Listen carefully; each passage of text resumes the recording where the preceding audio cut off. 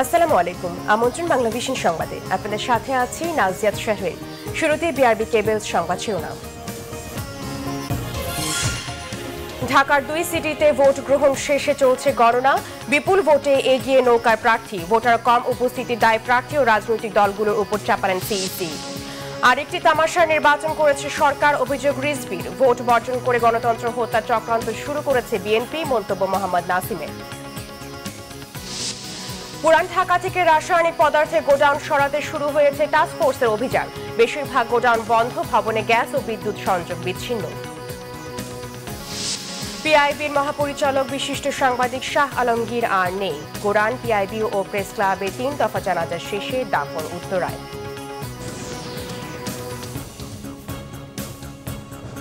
দেখছিলেন BRB cables সংবাদ শিরোনাম। এবারে বিস্তারিত। ঢাকা উত্তর সিটির উপনির্বাচন ও 2 কর্পোরেশনের 36টি সম্প্রসারিত ওয়ার্ডে ভোট গ্রহণ শেষে চলছে গণনা। মেয়র পদে উপনির্বাচনে বড় ব্যবধানে এগিয়ে আছেন আওয়ামী লীগ সমর্থিত প্রার্থী আতিকুল ইসলাম। 1295টি কেন্দ্রের মধ্যে 162টি কেন্দ্রে বেসরকারি ফলাফল পাওয়া গেছে। এতে নৌকা প্রতীকের প্রার্থী আতিকুল ইসলাম পেয়েছেন 99,205 ভোট। তার নিকটতম প্রতিদ্বন্দ্বী জাতীয় পার্টির শাফিন আহমেদ লাঙ্গল প্রতীক নিয়ে পেয়েছেন 3,932 ভোট। বিভিন্ন কেন্দ্র থেকে পাঠানো ফলাফল সমন্বয় করে ঘোষণা করেছেন রিটার্নিং কর্মকর্তারা। ঢাকা উত্তর সিটি কর্পোরেশনের নির্বাচন কর্মকর্তা মোহাম্মদ আবুল কাশেম বঙ্গবন্ধু আন্তর্জাতিক সম্মেলন কেন্দ্রে ফল ঘোষণা করছেন। ঢাকা উত্তরের সম্প্রসারিত 18টি সাধারণ ওয়ার্ডে 116 জন ও সংরক্ষিত ওয়ার্ডে 45 জন প্রার্থী প্রতিদ্বন্দ্বিতা করেন। অন্যদিকে দক্ষিণ সিটির নতুন 18টি ওয়ার্ডে প্রতিদ্বন্দ্বিতা করেন 125 জন প্রার্থী, আর সংরক্ষিত প্রার্থীর সংখ্যা 45 জন।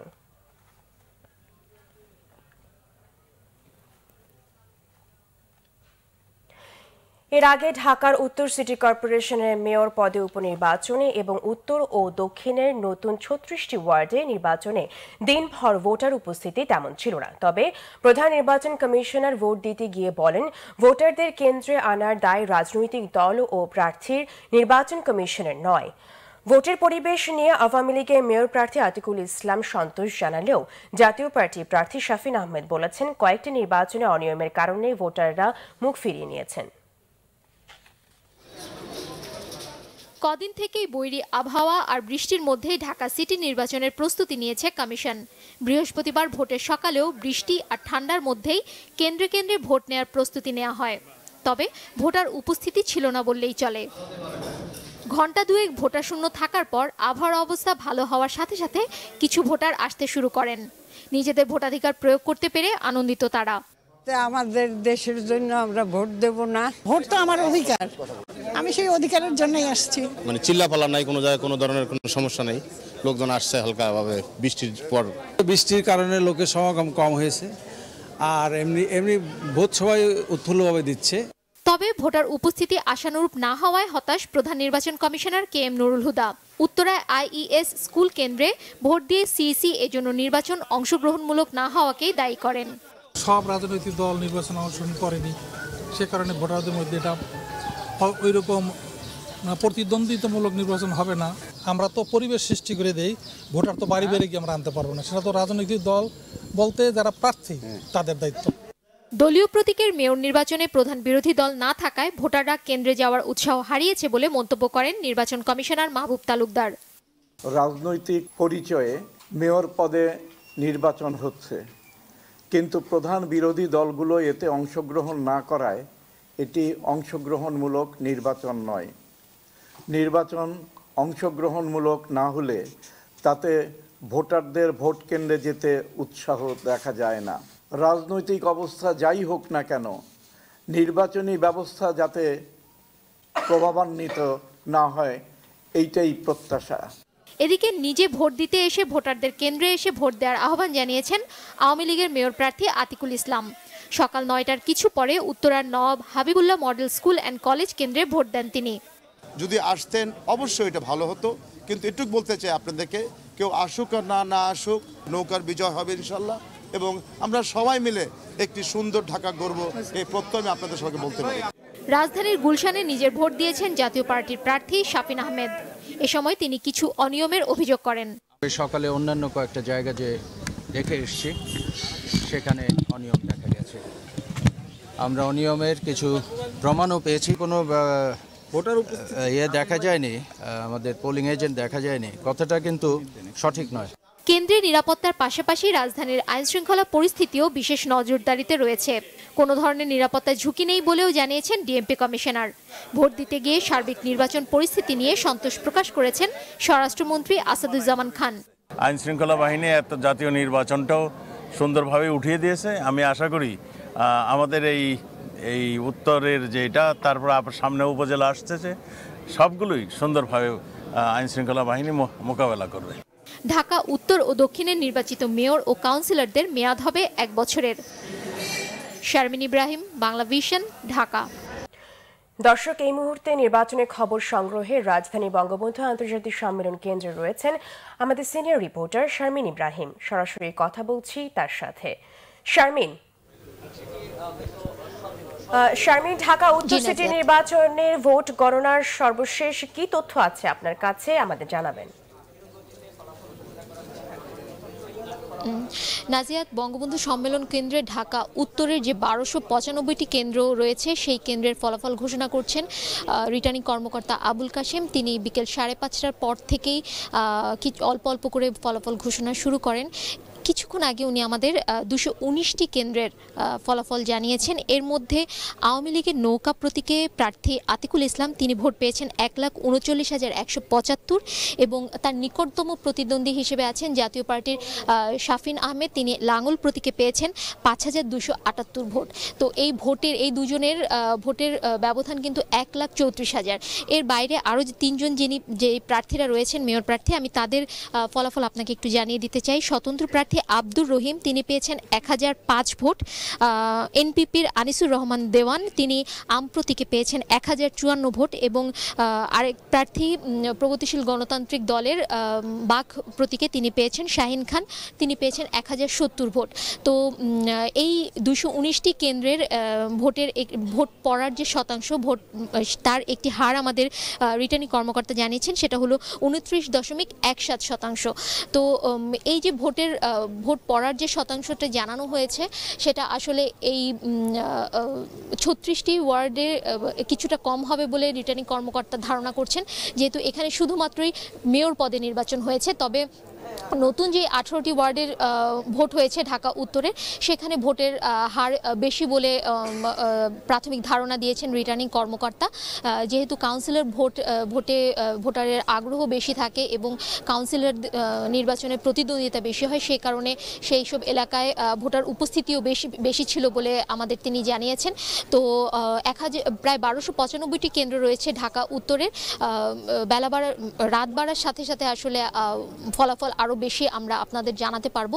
এই ছিল আমার কাছে বঙ্গবন্ধু সম্মেলন কেন্দ্র থেকে সবশেষ। আপনাকে ধন্যবাদ। বঙ্গবন্ধু আন্তর্জাতিক সম্মেলন কেন্দ্র থেকে ভোটের ফলাফলের সর্বশেষ তথ্য জানাচ্ছিলেন আমাদের রিপোর্টার শারমিন ইব্রাহিম। ঢাকার 2 সিটের নির্বাচনে বিরোধী দল অংশগ্রহণ করলে তা আরও প্রতিদ্বন্দ্বিতাপূর্ণ হতো বলে মন্তব্য করেছেন সড়ক পরিবহন ও সেতুমন্ত্রী ওবায়দুল কাদের। আর বিএনপি ভোট বর্জন করে গণতন্ত্র হত্যার চক্রান্ত শুরু করেছে বলেছেন আওয়ামী লীগের প্রেসিডিয়াম সদস্য মোহাম্মদ নাসিম। অন্যদিকে সকল নির্বাচনে পরিবেশ ঠিক থাকা সত্ত্বেও একটি দল গণতন্ত্রের বাইরে থাকার সিদ্ধান্ত নিয়েছে বলে মন্তব্য করেন ডাক্তার দীপু মনি।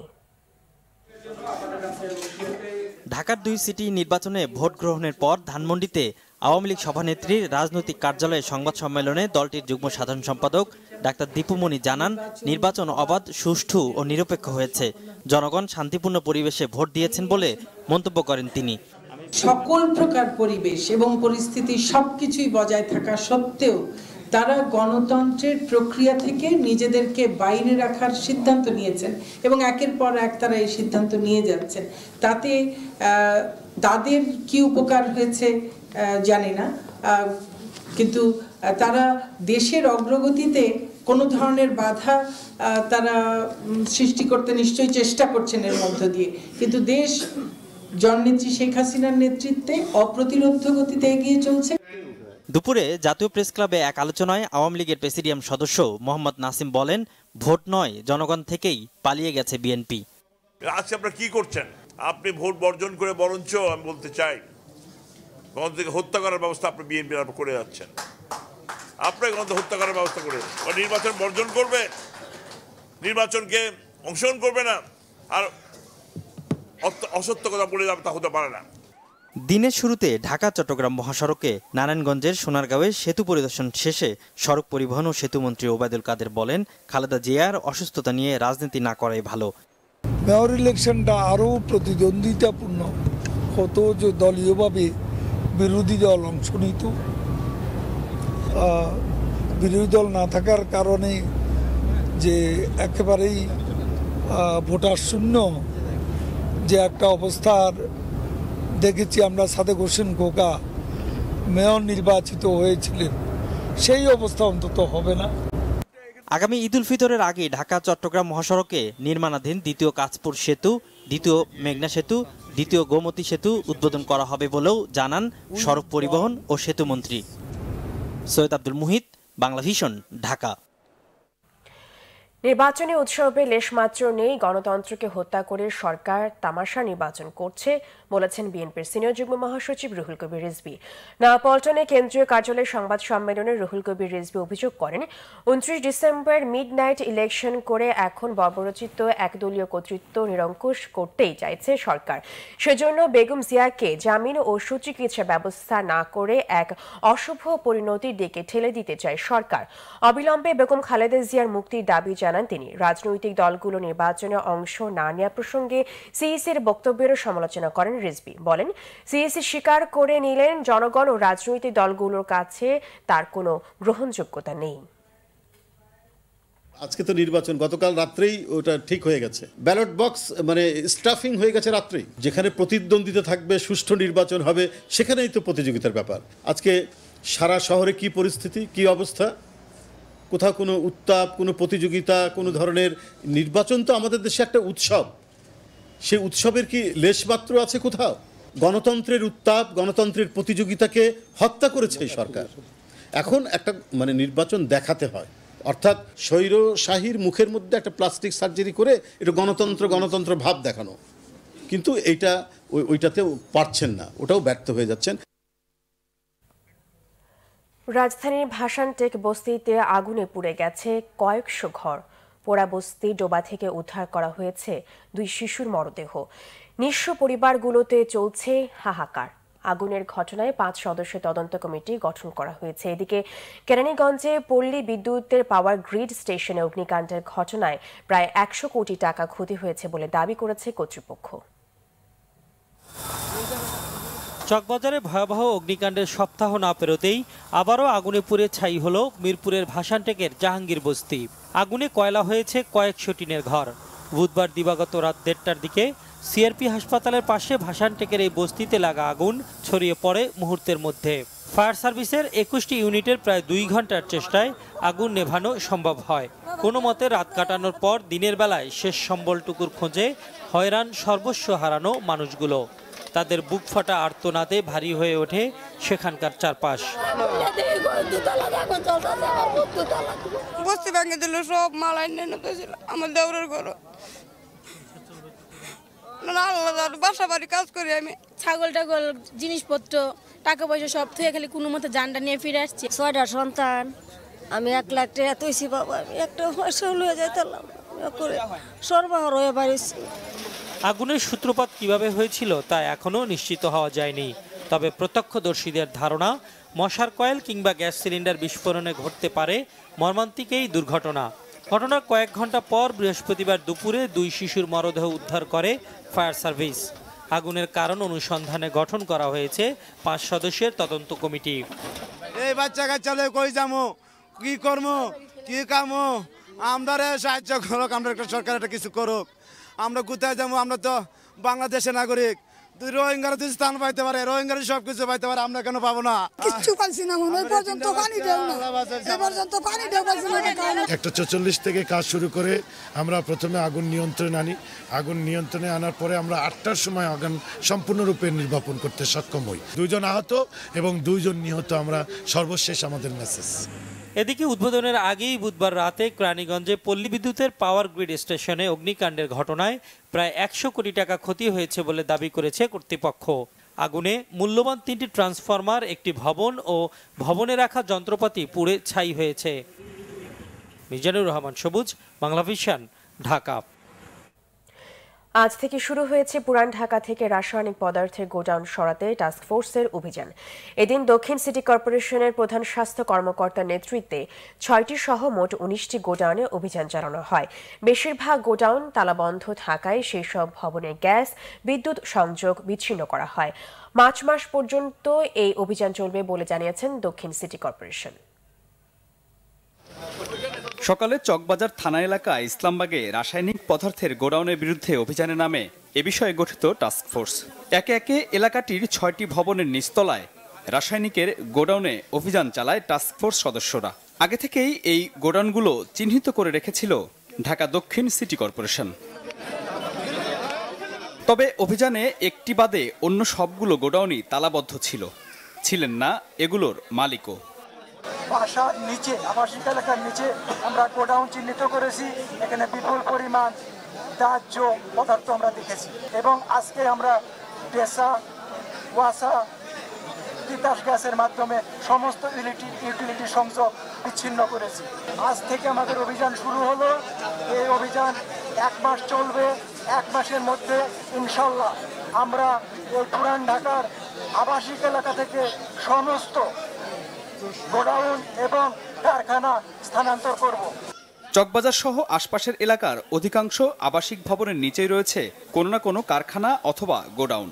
চুড়িহাট্টার অগ্নিকাণ্ডের পর এবার এলাকাবাসীও সোচ্চার।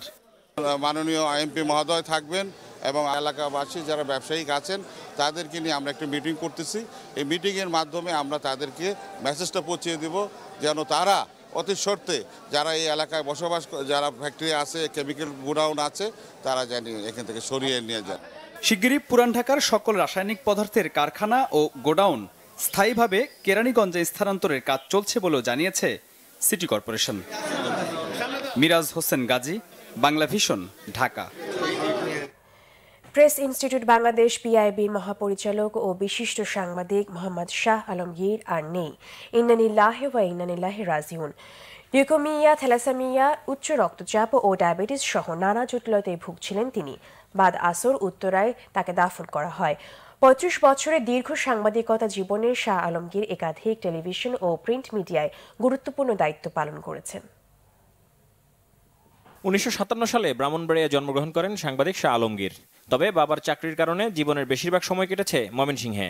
গরিপুর কলেজ থেকে এইচএসসি পাশ করে ঢাকা বিশ্ববিদ্যালয় থেকে বাংলা সাহিত্যে স্নাতক ও স্নাতকোত্তর ডিগ্রি নেন তিনি। পরে মস্কো বিশ্ববিদ্যালয়ে সাংবাদিকতার উপরে উচ্চতর ডিগ্রি নেন শাহ আলমগীর। 1980 সালে সাপ্তাহিক কিশোর বাংলায় কো এডিটর হিসেবে সাংবাদিকতার কর্মজীবন শুরু হয় তার। এরপর দৈনিক জনতা, বাংলার বাণী, দৈনিক আজাদ, দৈনিক সংবাদ ও প্রথম আলো পত্রিকায় কাজ করেন তিনি। 2002 সালে চ্যানেল আইতে প্রধান বার্তা সম্পাদক হিসেবে যোগ দিয়ে ইলেকট্রনিক মিডিয়ায় কর্মজীবন শুরু করেন তিনি। এরপর আরও কয়েকটি টেলিভিশনে গুরুত্বপূর্ণ পদে দায়িত্ব পালন করেন।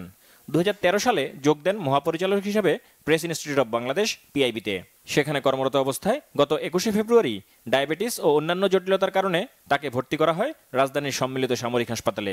সেখানেই চিকিৎসাধীন অবস্থায় বৃহস্পতিবার সকালে 62 বছর বয়সে সবার কাছ থেকে চিরবিদায় নিলেন সাংবাদিকতার এই উজ্জ্বল নক্ষত্র। বৃহস্পতিবার বাদ জোহর নিজ এলাকা গোরানের মক্কা মসজিদে তার প্রথম নামাজে জানাজা অনুষ্ঠিত হয়। এরপর তাকে নেওয়া হয় কর্মস্থল প্রেস ইনস্টিটিউট অব বাংলাদেশ পিআইবিতে। সেখানে পিআইবির সহকর্মীরা তার প্রতি শ্রদ্ধা জানান। অনুষ্ঠিত হয় দ্বিতীয় জানাজা। আপনারা সবাই এখানে বাবার খুব কাছের মানুষ, বাবার জন্য দোয়া করবেন। এরপর বিকাল 3টার দিকে শাহ আলমগীরের মরদেহ নেওয়া হয় জাতীয় প্রেস ক্লাবে। সেখানে তার আরেকটি জানাজা হয়। তার দীর্ঘদিনের সহকর্মী, সাংবাদিক সহ বিভিন্ন শ্রেণী পেশার মানুষ সেখানে তার প্রতি শ্রদ্ধা জানায়। তিনি একজন ভালো সাংবাদিক, ভালো মানুষের পাশাপাশি একজন দক্ষ প্রশাসকও ছিলেন। তার আদর্শের প্রতি যে অবিচল থাকা এবং সাংবাদিকতার বস্তুনিষ্ঠতা, এই দিয়ে তিনি আকৃষ্ট করেছেন। সে কর্মে বিশ্বাসী ছিল, সে শ্রমে বিশ্বাসী ছিল, সে মানুষের সঙ্গে সম্পর্ক রক্ষা করে এগিয়ে যাওয়াতে বিশ্বাসী ছিল। আমি এরকম সাংবাদিক আমি আমার জীবনে আজ দেখিনি। শাহ আলমগীর মতো একজন সাংবাদিক আমরা হারিয়ে আমাদের এই পেশার একজন গুরুত্বপূর্ণ মানুষকে হারালাম।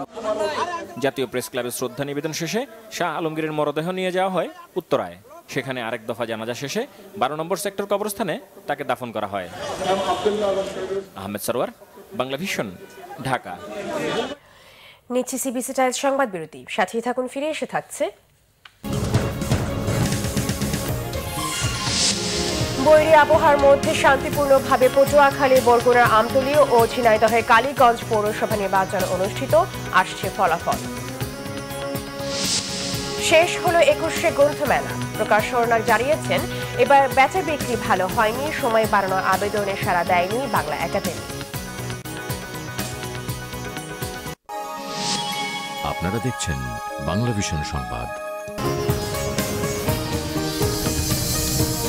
বিরতির পর আবারও স্বাগত বাংলা ভিশন সংবাদে।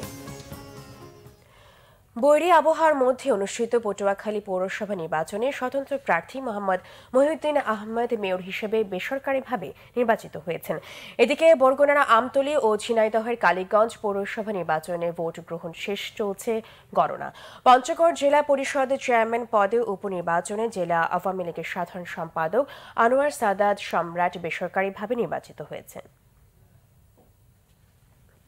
5 বছরের মেয়াদ শেষ করে আবারও ভোট নেওয়া হয় পটুয়াখালী, বরগুনার আমতলী ও ঝিনাইদহের কালীগঞ্জ পৌরসভায়। হালকা ঝোড়ো বাতাস আর বৃষ্টি মাথায় নিয়ে বৃহস্পতিবার সকাল থেকে ভোট গ্রহণ শুরু হয়। পটুয়াখালী পৌর শহরের 21টি কেন্দ্রে শান্তিপূর্ণভাবেই শেষ হয় ভোট নেওয়া। প্রতিটি কেন্দ্রে নিরাপত্তার দায়িত্বে ছিলেন 15 জন পুলিশ এবং 14 জন আনসার সদস্য। কেন্দ্রগুলোতে আছেন 1 জন করে নির্বাহী ম্যাজিস্ট্রেট। এদিকে বরগুনার আমতলী পৌরসভা নির্বাচনের শুরুতে উপস্থিতি কম থাকলেও বেলা বাড়ার সাথে সাথে বেড়েছে ভোটার সংখ্যা। ভোটাররা তুষ্ট, শান্তিপূর্ণ পরিবেশে ভোট দিতে পেরে। ঝিনাইদহের কালীগঞ্জ পৌরসভার মেয়র পদে উপনির্বাচনে আওয়ামী লীগের প্রার্থী আশরাফুল আলম আশরাফ, নৌকা প্রতীক এবং যুবলীগ নেতা সাবেক মেয়র মুস্তাফিজুর রহমান বিজু মোবাইল প্রতীক নিয়ে স্বতন্ত্র প্রার্থী হিসেবে প্রতিদ্বন্দ্বিতা করেন। আওয়ামী লীগের বিদ্রোহী এই প্রার্থী তার পোলিং এজেন্টদের কেন্দ্র থেকে বের করে দেওয়ার অভিযোগ আনেন।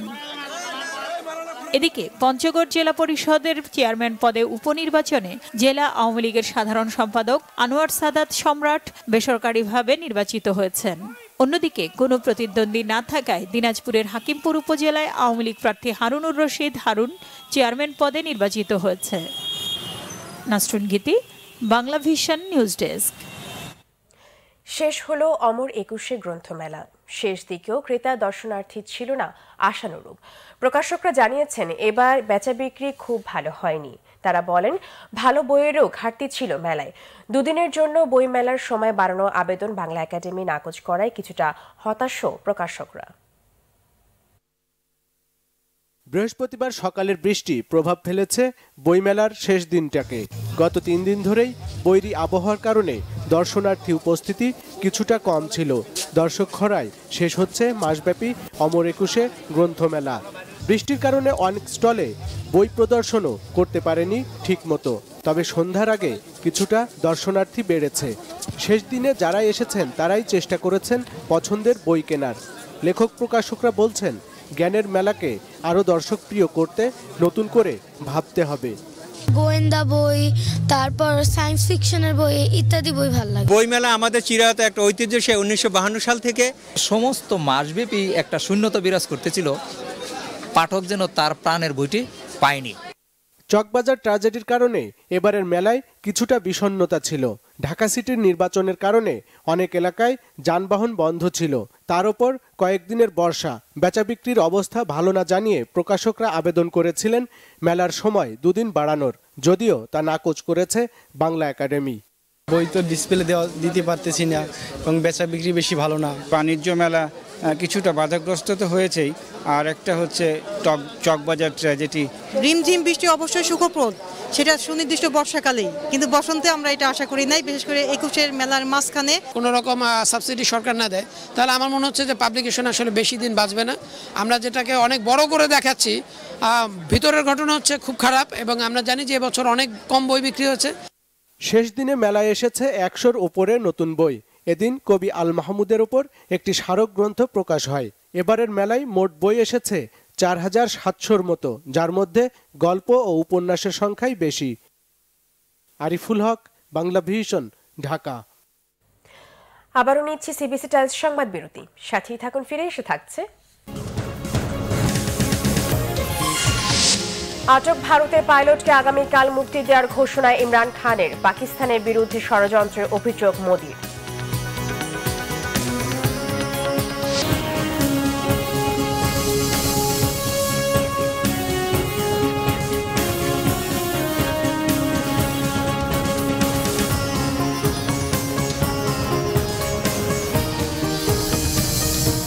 বিরতির পরে আবারও স্বাগত বাংলা ভিশন সংবাদে। আমি জুয়েলার্স আন্তর্জাতিক সংবাদ।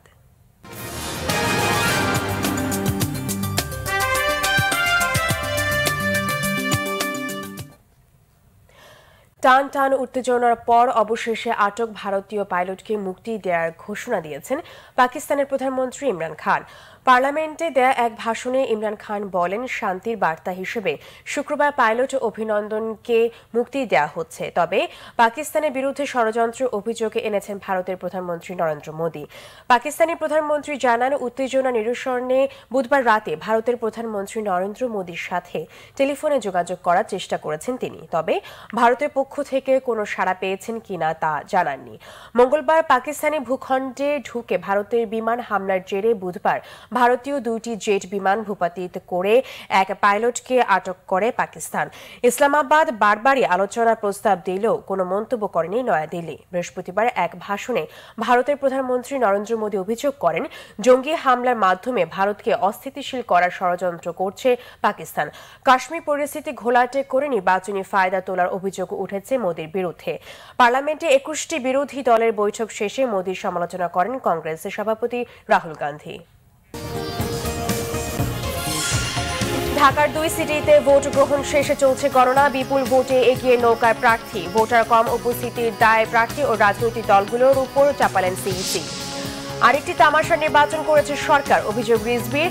ভোট বর্জন করে গণতন্ত্র হত্যার চক্রান্ত শুরু করেছে বিএনপি, মন্তব্য মোহাম্মদ নাসিমের।